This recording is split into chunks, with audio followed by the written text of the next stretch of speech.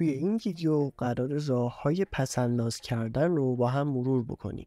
شاید بعضی از این راه‌ها اونقدر عجیب باشه که باور نکنید این راه‌ها کارسازن. شماره 1. فهرست بندی و بودجه بندی کنید. همونطور که کارهای روزانه‌تون باید طبق برنامه‌ریزی انجام بشه، برای دخل و خرجتون هم باید برنامه‌ریزی کنید. میتونید شما جدولی بکشید و جلوی هر آیتم هزینه‌های معینش رو بنویسید.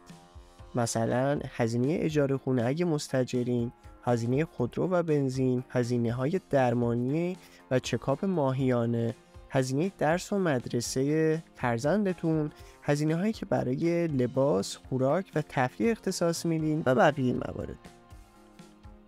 از وسایل نقلیه عمومی استفاده کنید. به جای هزینه‌های سنگین کرایه روزانه میتونین از وسایل نقلیه عمومی مثل مترو و BRT استفاده کنید. مگر اینکه درآمدتون اونقدر بالا باشه که تاکسی آنلاین یا کرایه آژانس براتون ناچیزه. از محصولات تخفیفدار استفاده کنید.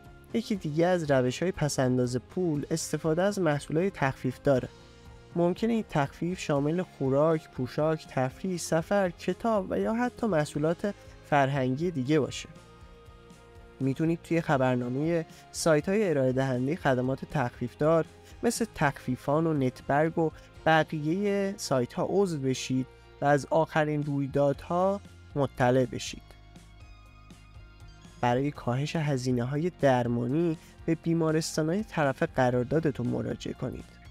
بیمارستانایی هستن که طرف قرارداد با بیمه‌های تکمیلی و یا بیمه‌های رایگان مثل بیمه نیروهای مسلحن. قبل مراجعه به بیمارستان حتما نوع بیمه طرف قرارداد رو چک بکنید. اگر نوع بیمه خدمات درمانی شما مشمول تخفیف و یا رایگان هست، حتما استفاده کنید. این حق شماست. راه 5. برای پیرایش ماهیانه به آموزشگاه‌های آرایشگری سر بزنید. چرا آموزشگاه‌های آرایشگری؟ چون داشتن مدل رایگان برای هنرجوها الزامیه. هنرجوها برای تمرین آرایشگری از افراد میخوان تا مدلشون بشن و بدون دریافت پول موی اونا رو اصلاح میکنن. شماره 6. از تورهای تخفیفدار یا لحظه آخری استفاده کنید. اگر زیاد اهل گردش و تفریح هستین و نگران هزینه‌های سفرید، میتونید از تورهای تخفیفدار و لحظه آخری بهره‌مند بشید.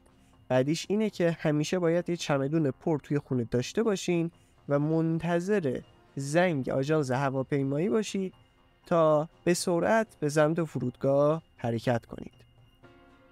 مبلغی از حسابتون رو بردارین و در کیف پول خود بگذارید و هرگز به اون دست نزنید. یکی از بهترین و قدیمی ترین روش‌های کنترل هزینه ماهیانه اینه که مبلغ معینی رو سر ماه از حسابتون بردارین و در جیبتون بذارید. با این روش دیگه حواستون به سمت کارتتون نمیره تا وسوسه بشید. هزینه‌های روزانه مثل کرایه، خورد و خوراک جزئی و یا هزینه‌های شارژ اینترنت و گوشی رو توی کیفتون بذارید. 8. اجناس ارزون قیمت در بلند مدت نخرید. حتما این جمله معروف رو شنیدین که انقدر پولدار نیستیم که جنس ارزون بخریم.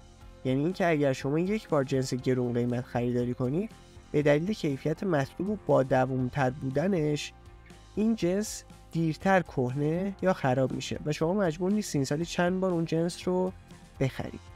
9. به جای خرید محصولات فرهنگی اونا رو اجاره کنید یا به امانت بگیرید.